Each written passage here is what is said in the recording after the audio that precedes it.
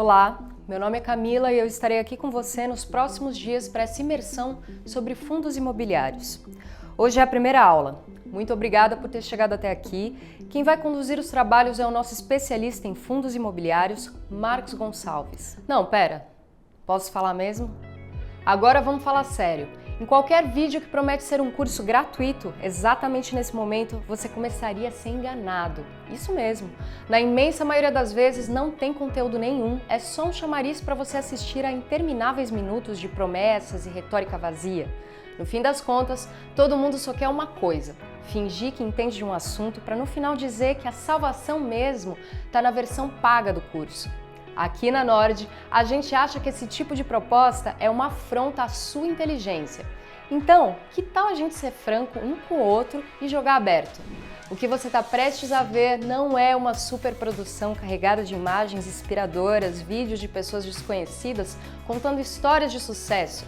Nós fizemos um convite e você aceitou para um objetivo: fazer uma imersão de 3 dias sobre fundos imobiliários.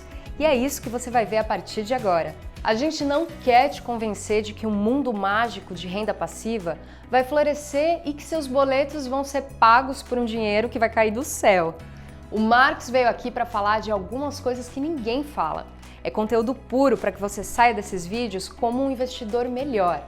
Eu não vou te enganar, é possível sim que um dia você tenha investimentos tão rentáveis que te permitam simplesmente parar de trabalhar ou não precisar contar com a aposentadoria para ter uma renda mensal considerável. Mas é um caminho que precisa de disciplina, esforço e saber tomar as decisões corretas. Não se iluda, não existe mágica. A boa notícia é que muita gente já conseguiu e a gente está aqui para te ajudar e conseguir também. Mas a gente não vai deixar para fazer tudo isso só depois que você colocar seu cartão de crédito.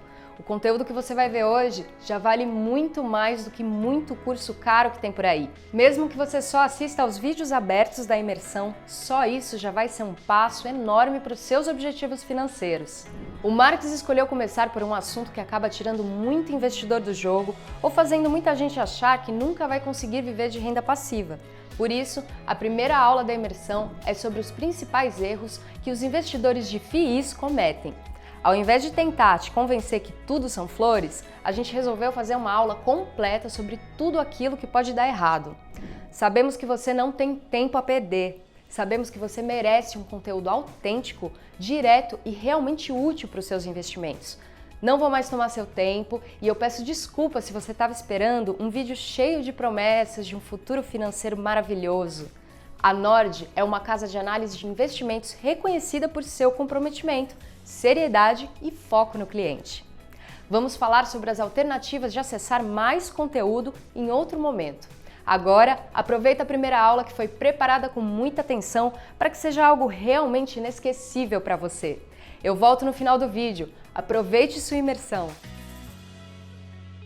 Fala pessoal, tudo bem? Sejam muito bem-vindos ao curso Vivendo de Renda com Fundos Imobiliários. Eu me chamo Marcos Gonçalves, sou analista de FIIs aqui na Nord e é com imenso prazer que eu estou fazendo aí esse curso para ajudá-lo a investir melhor com fundos imobiliários. Então, na aula de hoje a gente vai falar sobre os principais erros que os investidores de FIIs cometem, né, o que a gente tem visto aí com certa frequência no mercado.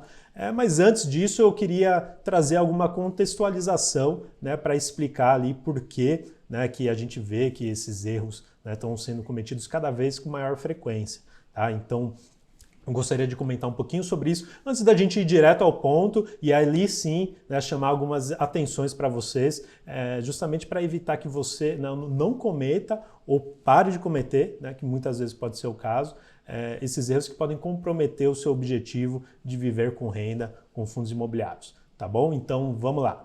Bom, o que a gente tem? Né? A gente tem que os fundos imobiliários possuem várias vantagens, né? Tanto em relação aos imóveis físicos como em outras classes de ativos, que vem proporcionando um ótimo retorno, tá, dessa classe de ativos, né, para os investidores quando a gente olha uma janela de investimento mais longa. Né? Por exemplo, de 2010 para cá, a gente tem que o IFIX, que é o principal índice desse mercado, chegou a valorizar ali 180%. tá?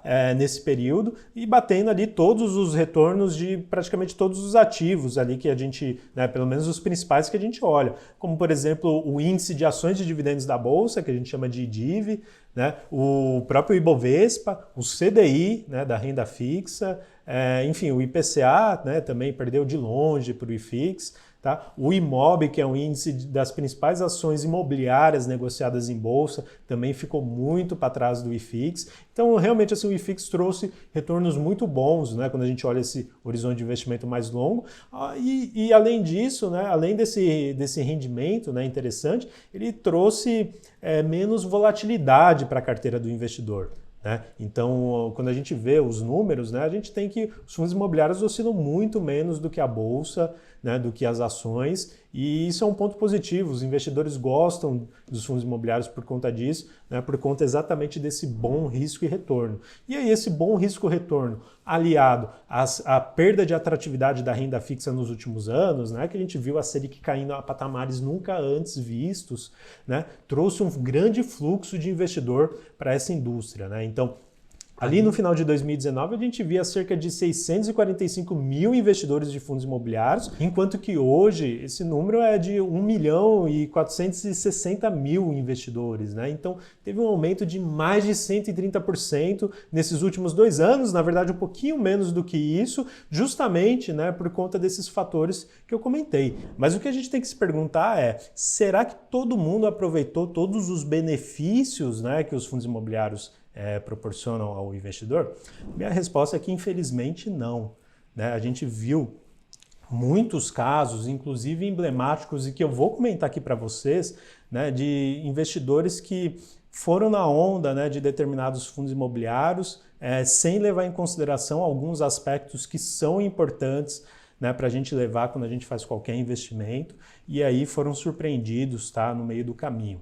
Então, né, a gente tem aqui o exemplo do XP Corporate Macaé, né, o BB Progressivo 2, né, que é um fundo bastante tradicional no mercado, o Edifício Almirante Barroso, né, e o Quilima FOF Suno 30. São 4 casos bastante emblemáticos e que eu vou citar aqui, né, para vocês, e depois eu vou resumir, né, quais que foram os erros, né, desses investidores, né, que acabaram entrando nesses ativos a condições que não são tão interessantes e que é para você tomar cuidado, né, com essa questão.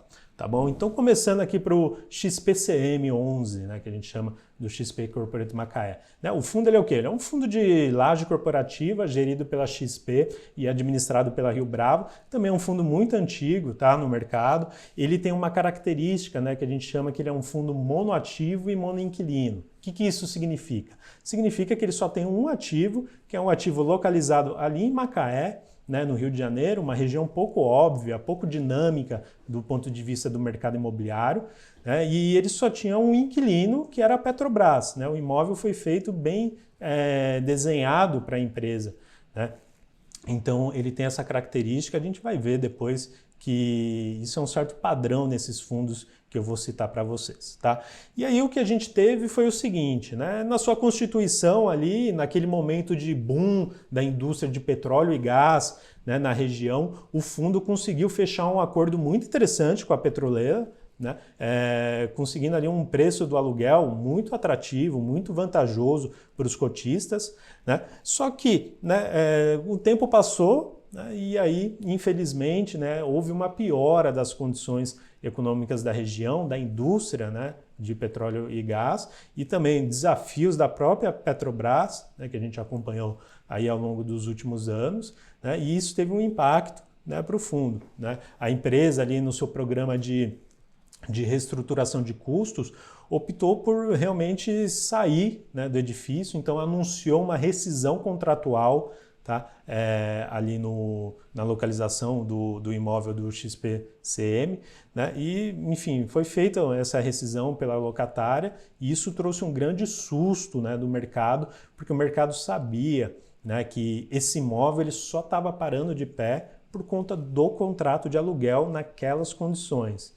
Né? Porque, mais uma vez, a região ali ela é pouco dinâmica do ponto de vista imobiliário, né? Seria muito difícil ali encontrar um novo locatário, né, para ocupar o espaço e ainda mais ocupar nas condições, né, que o fundo vinha cobrando, né, da petroleira. Então, isso tudo, né, trouxe uma perspectiva de mudança de rendimento do fundo, que era muito atrativo na época, de fato era, né, mas essa mudança fez com que o preço da cota de mercado do XPCM desabasse. Então caiu ali, né, em alguns momentos, né, em poucos dias, né, do anúncio da rescisão, caiu quase 50%, né, e o vendo de hoje, né, daquela época até hoje, caiu mais de 70%. Então, uma perda patrimonial significativa ali para os cotistas que não entendiam, né, esse risco, né, que existia, que estava implícito, né, nas operações do fundo. E aí tem que tomar muito cuidado com essas questões, vocês vão ver nos próximos exemplos, tá? A perspectiva para o fundo segue desafiadora, apesar de receber, né, a multa de aluguel, mas é importante que você entenda muito bem em qual fundo está investindo, justamente para não ser surpreendido dessa forma. E detalhe, hoje a gente tem cerca de 32 mil cotistas no fundo XPCM, tá bom? Mas não para por aí, a gente também tem o caso do BBPO, né, que é outro fundo super tradicional na indústria, né? É um fundo detentor de prédios comerciais e agências bancárias do Banco do Brasil.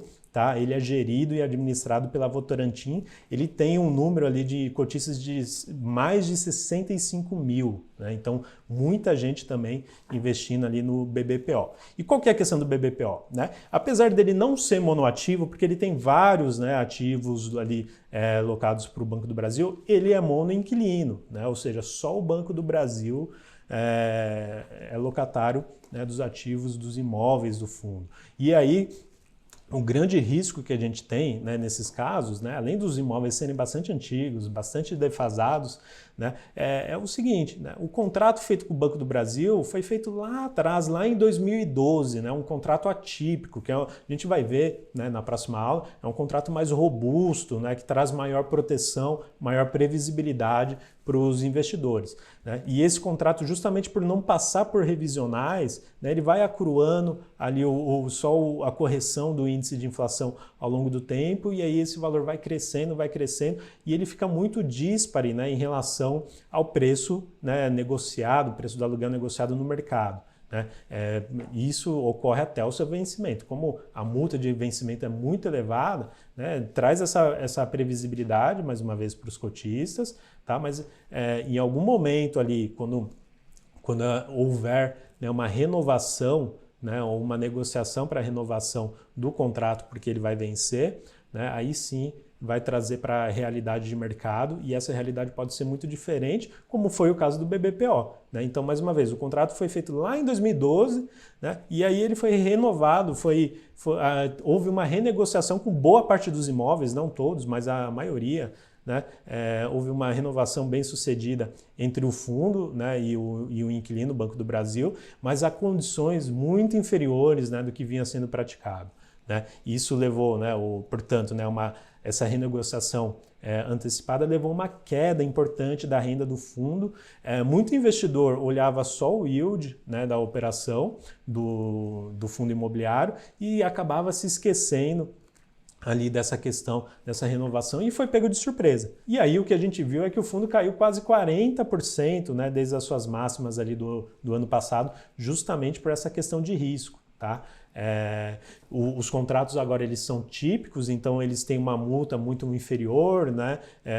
Tem renovações e etc. E é importante que o investidor tenha em mente que há o risco, né, dessa questão, né, da diminuição de agências bancárias, né, que a gente está vendo ali na indústria como um todo. Né, isso pode impactar ainda o fundo, é um risco que tem que ser monitorado, mas enfim, muitos investidores acabam não olhando para isso por desconhecerem, né, exatamente como que funciona, né, os fundos imobiliários. E aí o terceiro exemplo é o FAMB 11B, né, B porque ele é negociado em balcão. Tá? O fundo é detentor ali de um prédio comercial localizado no centro do Rio de Janeiro, é uma boa localização no centro do Rio, tá? Ele é administrado pelo BTG Pactual e ele tem mais ali de 3 mil cotistas. Tá?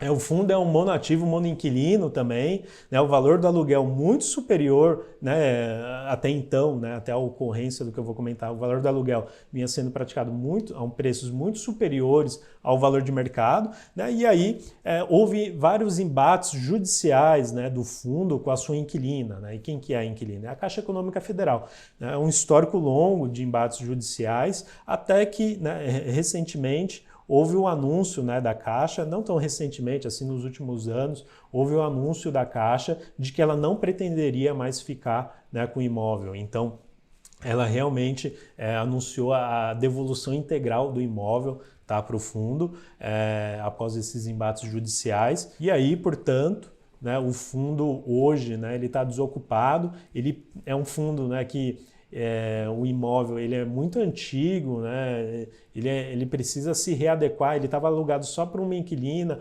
hoje talvez a melhor estratégia seja alugar para vários outros locatários, mas aí ele precisa passar por uma série de reformas, né, retrofits que a gente chama, para voltar a ser competitivo no mercado da região. Então tudo isso é custo, né, tudo isso é dinheiro, né, que vai sair do fundo e, portanto, né, dos investimentos ali feitos, vai ter um impacto, né, nos rendimentos do fundo, um impacto nos cotistas. E aí, exatamente por isso, por estar 100%, né, desocupado, o fundo chegou a desvalorizar cerca de 70% desde outubro de 2020. Né? Então, uma perda patrimonial grande. E, por fim, o caso do Quilima FOF Suno 30, né? Um fundo de fundos gerido pela Quilima Gestão de Recursos, né? E administrado pela BR Trust. Ele tem 42,8 mil cotistas. Tá? O foco do fundo é exatamente em replicar um índice, né, do Suno 30, que é um índice como se fosse o IFIX, né, mais aperfeiçoado, né, mais seletivo, e aí o fundo busca replicar isso, portanto, ele tem uma carteira passiva, né, conforme muda o índice, ele vai adequando, né, o seu portfólio justamente para acompanhar, né, a configuração do índice. Né? Mas ele também consegue fazer ganhos de capital, tá, em algumas situações pontuais, né? Por isso que a gestora fala que ele é um fundo de gestão passiva, mas que também é ativa. Então, assim, em emissões ele consegue fazer o que a gente chama de flipagens, pré-flipagens, pseudo-arbitragens, para oferir ganhos adicionais, né, conforme ele vai readequando o portfólio, né, para o índice. E aí esses ganhos de capital ele distribui, né, boa parte desses ganhos para os cotistas. E isso potencializou muito os ganhos dele no último ano, principalmente. Né? Exatamente quando a gente viu um boom de emissões em fundos imobiliários, e aí, portanto, ele conseguiu, né, extrair ganhos importantes e distribuir para os cotistas, só que esses ganhos não são recorrentes, né, são ganhos pontuais. Né? Mas muitos investidores, né, que estavam chegando no mercado e não paravam exatamente para pensar nisso, né, eles começaram a pagar muito caro pelo fundo. Né? Ele chegou a negociar a um múltiplo PVP, né, de 1,65% mais ou menos. Né? E isso significava que ele estava negociando com um ágio, né, de 65% superior ao que de fato a carteira, né, dele valia naquela época. Né? É como se a gente pagasse R$ 165 por uma nota de 100. Não faz sentido nenhum, né? Mas enfim, o mercado, né, mais uma vez, assim, pessoas que desavisadas acabavam pagando caro por ele. Não tinha nada errado com o fundo, tá? É importante citar isso. Nada de errado com o portfólio, nem nada. Só uma questão dos investidores pagando muito caro, né, porque os rendimentos deles estavam sendo potencializados por eventos não recorrentes. E aí o que ocorreu? Né? Ocorreu que, né, o momento passou a ser mais desafiador para os FOFs, né, de lá para cá. A gente vê um mercado mais gelado e mais cadente, e aí fica difícil para os FOFs extraírem ganhos de capital para distribuir para os seus cotistas. Né? O valor dos fundos que estão na carteira também cai, e aí o valor patrimonial do fundo acompanha essa queda também. Né? E o caso do Quisu, ele não conseguiu mais extrair tantos ganhos assim com as emissões. Né? E aí o que a gente viu foi uma queda ali de quase 40% no preço da cota, né, por conta desses fatores que muitos investidores, né, muitos dos quase 43 mil investidores, né, não consideraram ali quando compraram, né, as cotas no high, né, ali em torno de abril, maio passado, né? Então, esse é um caso também de uma correção de preço que vai ser muito desafiador, né, para o investidor recuperar, né, esse valor e, enfim, né, o investidor desavisado que acabou investindo em fundos imobiliários sem o melhor assessoramento ou entendimento, né, sobre o que era aquela classe de ativo. Né? Então, quais que são as características em comum, né, os pontos de atenção que a gente tem que olhar em todos esses casos? Bom, primeiro, né, quase todos eram monoativos e monoinquilinos, então fundos muito concentrados ou, né, em um único imóvel, ou em um único inquilino, ou muitas vezes os dois casos. Né? Como o caso do XPCM, por exemplo. Então, né, fundos imobiliários, a vantagem deles para imóvel físico é que você consegue diversificar. Um fundo consegue ter vários imóveis, vários locatários. Agora, tem outros que, né, ainda não são assim, né, por uma questão de perfil, e esses acabam sendo mais arriscados, porque quando vem um evento, né, seja relacionado à saída de inquilino ou renovatória de aluguel abaixo do esperado, esses fundos acabam sentindo muito. A exceção, né, no caso dos exemplos aqui, é o Quisul, mas todos os outros, né, possuem, né, características nesse sentido. Os riscos, né, desses fundos são de difícil percepção para o investidor que está chegando, né, da renda fixa, enfim, está começando agora a olhar para FIIs. Né? Então, exige assim, muito trabalho, muita investigação para você entender esses riscos. Muitas vezes o investidor só vai percebê-los quando eles se materializam, né? Mas aí é tarde, aí o preço da cota de mercado acaba corrigindo, acompanhando, né, a surpresa. Tá? E os resultados deles, né, muitas vezes, eles foram inflados por fatores, né, transitórios. E aí o investidor que acaba olhando só para dividend yields elevados, né, ele acaba não considerando, né, o que está por trás do resultado do fundo, né, o que está impactando esse resultado e enfim, né, entender da onde que está vendo o dinheiro, né, da onde que ele vem, para onde que ele vai, e entender se isso para em pé no longo prazo ou não. Então isso é um cuidado que você precisa ter, né, justamente porque se você olhar só para o dividend yield, né, você realmente pode ser pego de surpresa, né, sem parar para entender da onde que esse resultado está vindo. Tá? Então, muito cuidado, muita atenção. Mas o resumo da ópera é o quê? Que os principais erros do investidor, quando ele vem para o mercado de fundos imobiliários e aí corre o risco de ter uma perda patrimonial, né, significativa e muitas vezes até permanente, é que ele falta de entendimento, né, sobre no que ele está investindo, em que ele está investindo. Né? O que é um fundo imobiliário? Quais que são os riscos? Né? O que pode acontecer? O que não pode acontecer? Então, essa falta de entendimento, assim, para mim, é o principal erro, né, que acaba, né, em um efeito bola de neve, um efeito, né, escalonado, acaba repercutindo em outros, que é o quê? A comparação entre os fundos imobiliários e outras aplicações financeiras, como Tesouro Selic, CDB, LCI, LCA. É comum, né, você vê os investidores falando, não, mas a Selic está pagando tanto, e aí o fundo, né, tem um dividend yield muito maior, muito menor do que a Selic. Então, a falta de entendimento, né, do que é um fundo imobiliário acaba levando, induzindo essa comparação, só que essa comparação não é adequada, né? E a gente vai ver por quê. Não faz sentido. E aí, né, essa comparação acaba levando ao foco exclusivo, né, que eu acabei de comentar, foco exclusivo no dividend yield, principalmente o dividend yield atual. Né? Como se os investidores assumissem, né?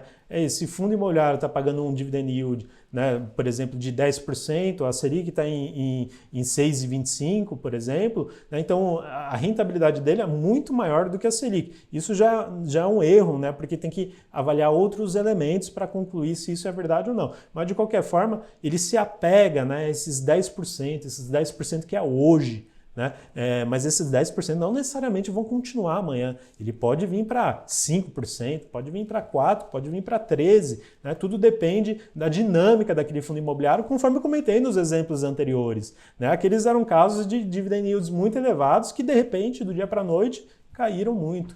Né? Então, tem que tomar cuidado, não perpetue, né, o dividend yield atual, né, para a eternidade, né, como se fosse uma renda fixa. A gente está no universo da renda variável. E aí, né, renda variável, de fato, a renda varia, não é assim que fala? Então, muito cuidado, tá, com isso. E por fim, né, a gente também vê aí uma leniência com os riscos, né? É justamente o que eu acabei falando ao longo dessa aula, né? Por não considerar diversos elementos ali na hora de concluir se vale ou não a pena o investimento, olhando só no foco da rentabilidade, quando esses riscos se materializam, acaba, né, trazendo surpresas desagradáveis ali para o investidor. Então esses são os principais, né, erros ali que o investidor, principalmente o iniciante, né, comete com FIIs. Eu quero que você não cometa, e por isso que eu acho que vale a pena você acompanhar essa aula e a próxima aula para eu ajudá-lo ali a escolher os melhores FIIs, levando em conta, né, outros aspectos. E hoje eu queria falar também sobre essa questão de riscos. Né? Quais riscos, então, Marques? Você falou, né, trouxe vários exemplos, né, mal-sucedidos e etc., mas quais riscos que os fundos imobiliários, né, correm, né, portanto? Primeiro, o risco de liquidez, né, que é o que eu falei. Né?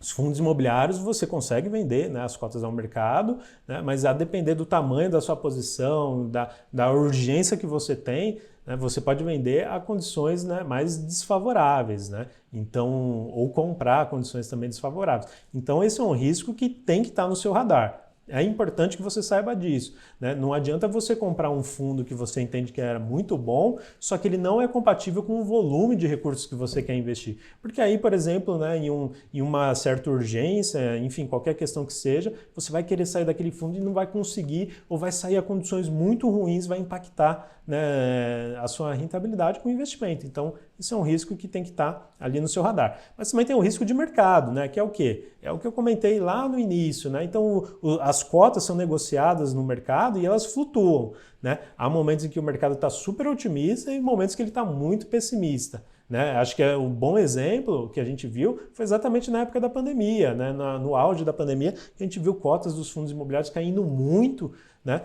Muito além assim, do que seria razoável. Mas o fato é que existe esse risco e se você precisar resgatar, né, em algum momento o seu investimento, você pode resgatar um momento desfavorável. Tá? Então, esse é um risco que você tem que considerar também. Tem o risco de crédito dos inquilinos, né? Tem o risco de crédito dos CRIs, né? Dos títulos de renda fixa com lastro imobiliário que os fundos de papel, né, investem. A gente vai comentar muito sobre isso na próxima aula, né? Então isso também tem que considerar. Tem o risco de pré-pagamento e reinvestimento dos CRIs também, a gente vai comentar sobre essas questões na próxima aula também.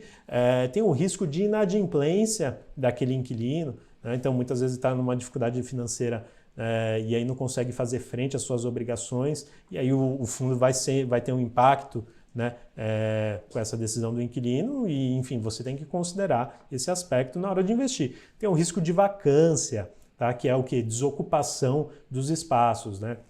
O caso, por exemplo, do XPCM, né? O fundo fica com o espaço desocupado, será que ele vai conseguir ocupar? A que condições ele vai conseguir ocupar? Né? Então esse risco você tem que ter no seu radar. Se você não tiver, no caso de fundos de tijolo, você vai ser surpreendido. Tem o risco de taxa de juros, que é a relação, né, entre os FIIs e as taxas de juros do mercado. Né? A gente tem uma relação, né, inversa, conforme a Selic sobe ou os juros futuros sobem, né, os ativos imobiliários são pressionados para baixo, o seu preço, e vice-versa. Né? Então é um risco que também é importante considerar. E, enfim, tem todos os outros riscos, né? Isenção fiscal, risco de execução de obras, risco regulatório e etc. Então, só para você entender, né, que existem vários riscos na hora de investir em FIIs, você tem que considerá-los, tá? É importante considerá-los, senão você vai cometer os erros que eu comentei agora há pouco. Mas então, Marques, como que a gente pode fugir dessa armadilha?